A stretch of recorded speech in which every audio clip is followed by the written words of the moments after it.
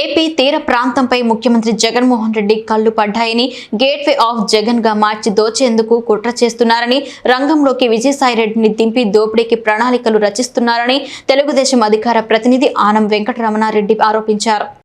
ఆంధ్ర రాష్ట్రంలో తీర ప్రాంతం అంటే ద కోస్ట్ లైన్ ఆల్మోస్ట్ 972 కిలోమీటర్లు తీర ప్రాంతం ఆంధ్ర రాష్ట్రంకు ఉంది. భారతదేశంలోనే అతి పెద్ద తీర ప్రాంతం ఉన్న రాష్ట్రం ఆంధ్ర రాష్ట్రం. మరి అంత పెద్ద తీర ప్రాంతం ఉందన్న రాష్ట్రాన్ని జగన్మోహన్ రెడ్డి ఊరికే వదులుతాడా? కళ్ళు పడకుండా ఉంటాయా?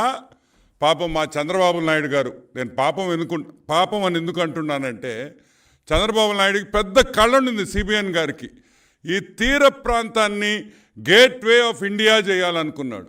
ఒక గేట్వే ఆఫ్ ఇండియా ముంబైలో ఉంది, ఒక గేట్వే ఆఫ్ ఇండియా ఈ తీర ప్రాంతాన్ని ఒక గేట్వే ఆఫ్ ఇండియా చేయాలని ఒక కళ, ఒక కాన్సెప్ట్తో వచ్చాడు.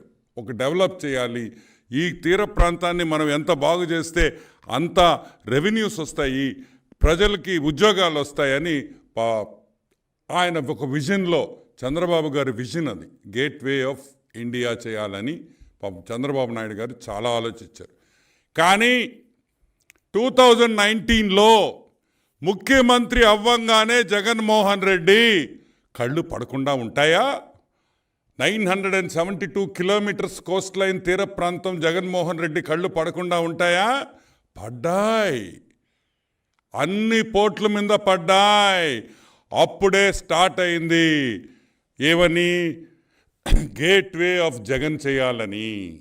ఈ తీర ప్రాంతం గేట్వే ఆఫ్ ఇండియా కాదు, gateway of Jagan, gateway of half ticket.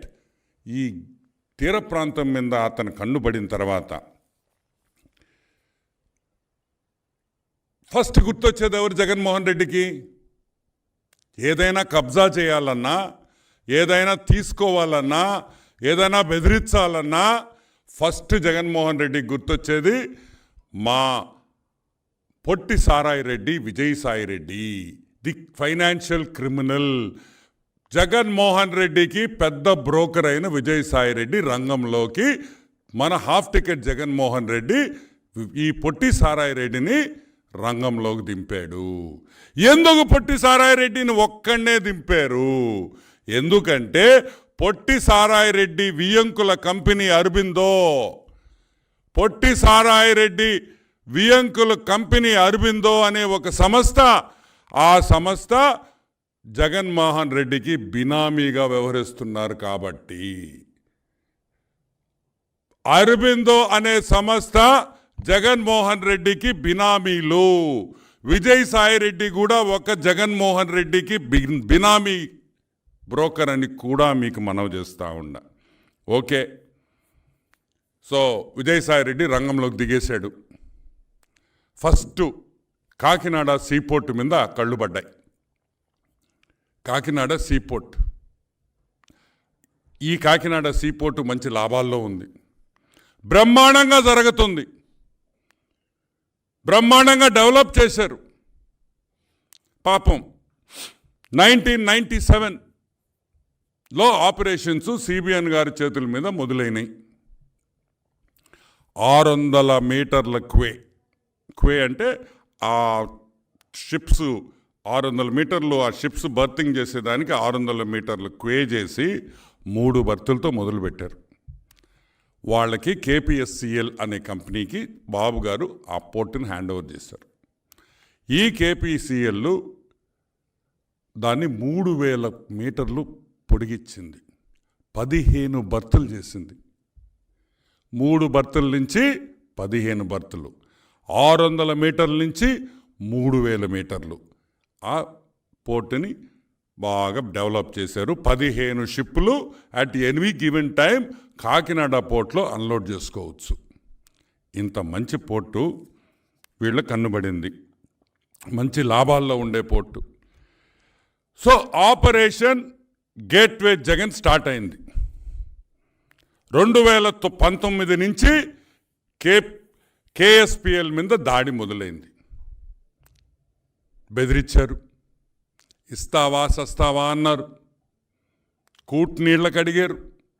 అసలు ఊరికేనే తీసుకునేవాళ్ళు, ఊరికే తీసుకుంటే బాగుండదని కూట్నీళ్ళకి అడిగింది వాస్తవం. తుపాకీ పెట్టారు, షేర్లు ఇస్తావా సస్తావా అని అడిగారు, భయపెట్టారు. కానీ కేఎస్పిఎల్ అనే కంపెనీ సస్సేమిరా మేము ఇయ్యము, ఈ పోర్టు లాభాల్లో ఉంది, మేము కష్టపడి ఇవన్నీ చేశాము, ఈరోజు మాకు 300 కోట్ల రూపాయలు ప్రతి సంవత్సరం లాభాల్లో ఉంది, మేము ఎందుకు ఇయ్యాలి, మేము ఇయ్యము, సస్సేమిరా ఇయ్యము అని చెప్పారు. ఏం చెప్పారు? సస్సేమిరా ఈ పోర్ట్లో వాటా మేము ఇవ్వము. ఆగిందా? ఆడికి ఆపరేషన్ గేట్వే ఇప్పుడు స్టార్ట్ అయింది. రకరకాల బెదిరింపులు. సరే, వీళ్ళని ఎట్టని లైన్లోకి తీసుకురావాలా అని మా పొట్టిసారాయ రెడ్డి ఆలోచిస్తా కూర్చున్నాడు. మా వాడు క్రిమినల్ కదా, మామూలువాడు ఇంత ఉంటాడు కానీ ఓరే నాయనో వాడు స్కెచ్ చేశాడంటే నాకేస్తాడు ఎవరినైనా సరే, గుర్తుపెట్టుకోండి. ఏం చేశాడు పొట్టిసారాయ రెడ్డి? ఒక ఆడిట్ పెట్టించాడు. ఒక ఆడిట్